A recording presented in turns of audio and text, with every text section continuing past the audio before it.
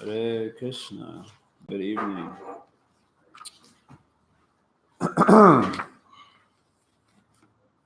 Oma Gyana Timirandasha Ginanjana Shalakaya Chakshuru Meditamina Tasmai Shri Guruve Namaha.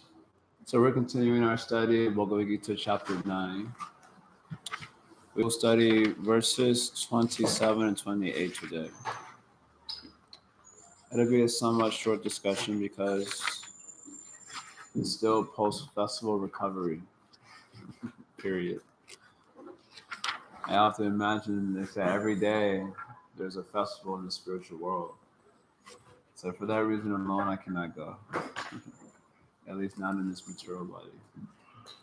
I will need too many recovery days. So in this chapter, it's called as the most confidential teaching in Bhagavad Gita. The what's the word I'm looking for? Guhyatama, the most confidential teaching is given in this chapter.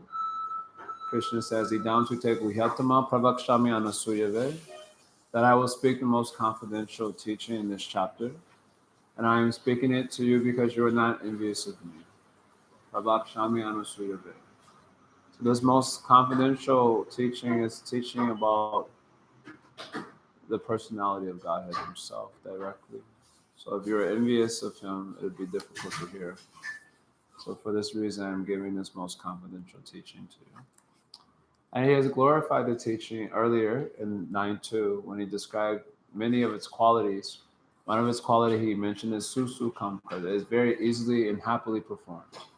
Susukam means easy to perform, and it also means happy to perform. Just like, what is that asanas are called? Sukhasana. Sometimes yoga teachers say like this, sukhasana, which means just sit in a place where you can be happy at any position where you are. And then, or you see your foot is like in the front. Some the sukhasana have some happy position. So it means happiness also means easy to perform. So bhakti yoga very easy to perform. So in the last passage when we were discussing 926, Krishna spoke about the ease of bhakti. Patram pushpam talam toyam yame bhaktya prayachati.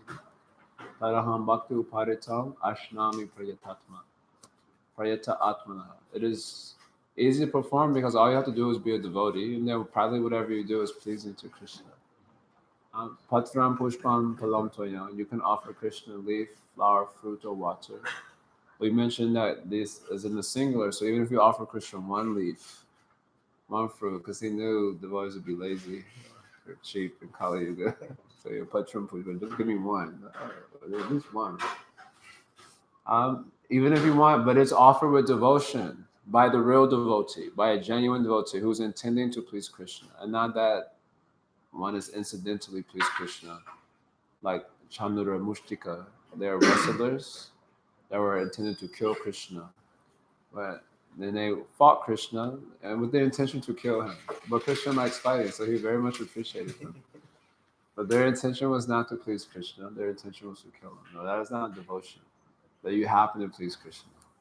You did something on accident that happened to please Krishna. But their intention is to please Krishna. And there's no selfish motivation in that offering. So this is real devotion. Then even if such a real genuine devotee offers me anything with that devotion, then I will eat it. Ashnami, or I will enjoy it.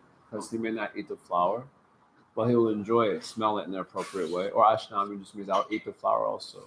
So we told one story there in that regard. Prayata atmanaha, it is the devotee has a pure mind. So having discussed the purity of devotional service, so a question is coming, hypothetical question. What type of bhakti Arjuna should perform? Because in Krishna's glorification of pure bhakti in this chapter, he's spoken of the activities of pure bhakti. Satyatam kirtanyantomam yatam tascha dhridavrataha. My devotee is always doing my kirtan, glorifying me, always endeavoring for sadhu sangha, performing strong vratas such as Akadashi vrata, or soon, maybe Thursday, Nirjala Akadashi is coming. So some heavy vrata is performed. for the pleasure of Krishna. All these activities of pure devotion, there is no action in relation to the world of matter. It's not talking about my devotee really works that job like nice. Krishna not mentioned anything like that. He said he's singing about me. He's remembering me. He's endeavoring for sadhu sangha so they can do kata. He's not mentioning anything like he's really fighting for that, you know, that social class. Krishna was not promoting social justice. Actually, I want to point that out clearly. He's not concerned. Actually, bhakti, pure bhakti activities are not concerned with the world of matter whatsoever. Actually, so Arjuna is a man of the world. Also, he's a grihasta. He has family. He has a practical job, so to speak, as a warrior. So, what type of bhakti he should perform? And this pure bhakti done by especially renounced devotees, they just hear and chant. You come to them and tell them, such and such people are being denied their rights. They're like, okay, Hare Krishna, Hare Krishna.